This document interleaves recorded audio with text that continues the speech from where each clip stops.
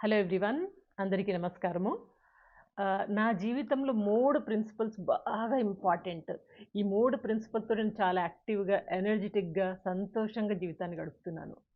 ఏంటవి మేడం అంటారా? చెప్తాను. మీరు కూడా పాటిస్తానంటేనే చెప్తాను. లేకపోతే నో యూజ్. పాటిస్తారా? యెస్? ఓకే.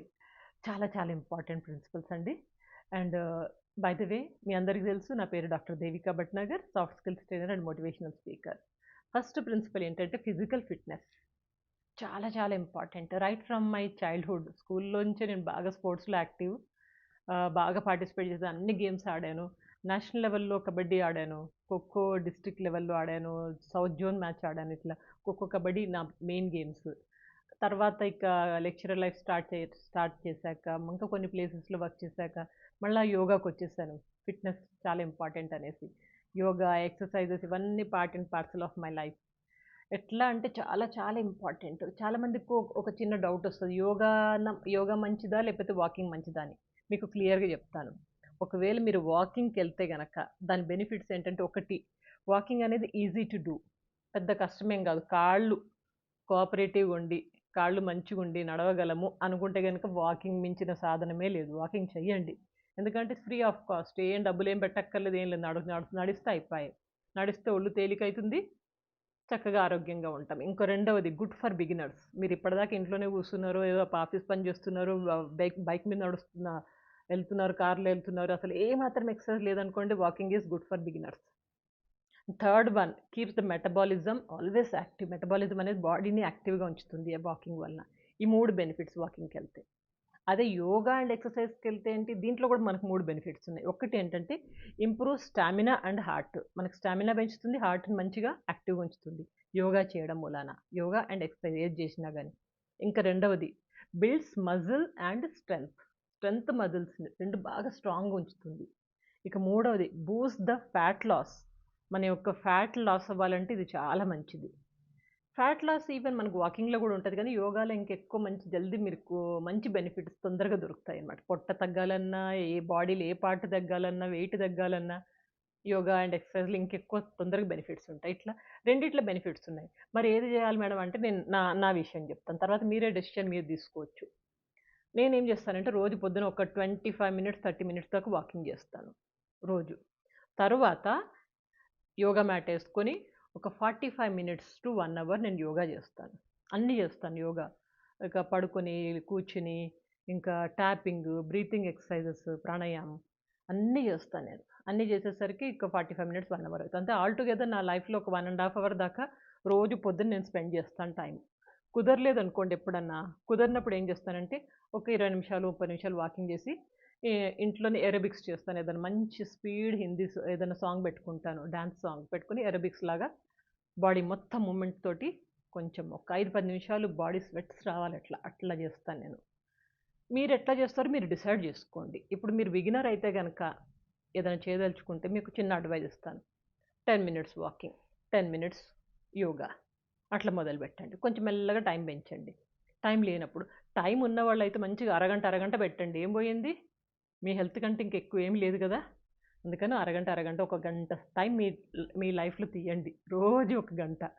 తర్వాత ఎంత యాక్టివ్, ఎనర్జిటిక్‌గా ఉంటారో తెలుసా మీరు? మీరే చెప్తారు మేడం చాలా బావుంది, చాలా మంచిగా అయితున్నాం అనేసి. మీకు చాలా యోగా కూడా చాలా నేర్పించాను. ఆ ప్లేలిస్ట్ మీకు కింద కామెంట్ బాక్స్‌లో, డిస్క్రిప్షన్ బాక్స్‌లో ఇస్తాను. అది ఒక్కటి చేయండి. ఇట్లా చేస్తే గనక చాలా యాక్టివ్‌గా ఉంటాం. ఇది నా లైఫ్‌లో చాలా చాలా ఇంపార్టెంట్.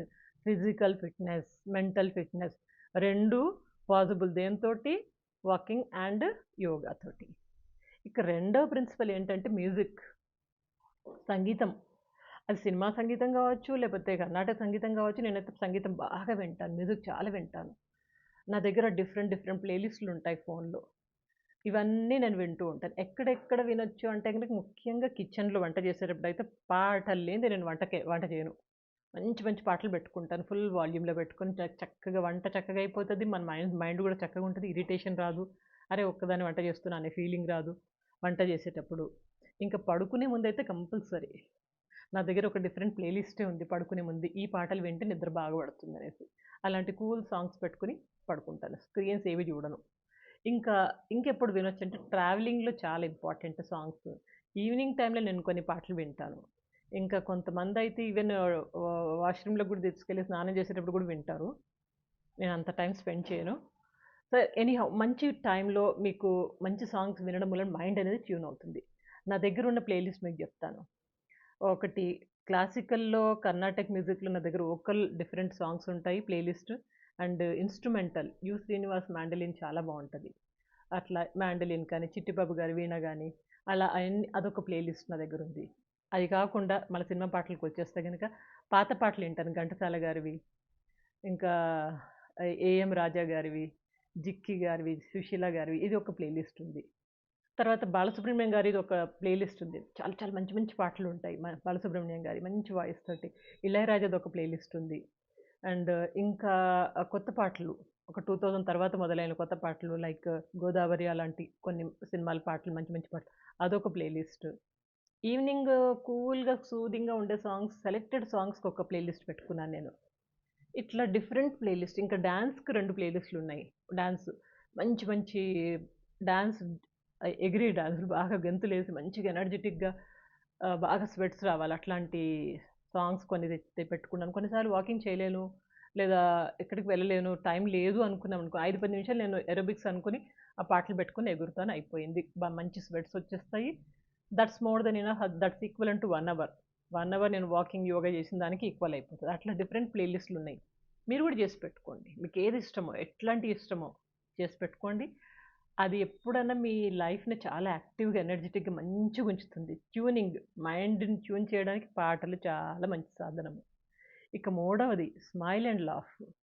ఎక్కువ టైం నేను ఎక్కువ నవ్వుతూ ఉంటాను. నవ్విస్తూ ఉంటాను. చుట్టుపక్కల వాతావరణము డల్‌గా ఉంటే నేను ఇష్టపడను. నా వల్ల గాదు. ఎప్పుడు ఇంట్లో వైబ్రెంట్‌గానే ఉండాల. గెలుకుతా ఉంటాను. అందరిని గెలుకుతా ఉంటాను. నా ఫ్రెండ్స్ కానీ, నా సర్కిల్ కానీ, నా ఇంట్లో వాళ్ళు గానీ, నా రిలేటివ్స్ కానీ ఎవరైనా సరే, నా చుట్టుపక్కల ఉన్నారంటే వాళ్ళు నాతో నవ్వుతూ ఉండాల్సిందే. అట్లా వాళ్ళని నవ్విస్తూ నేను నవ్వుతూ ఉంటాను. చాలా చాలా ఇంపార్టెంట్.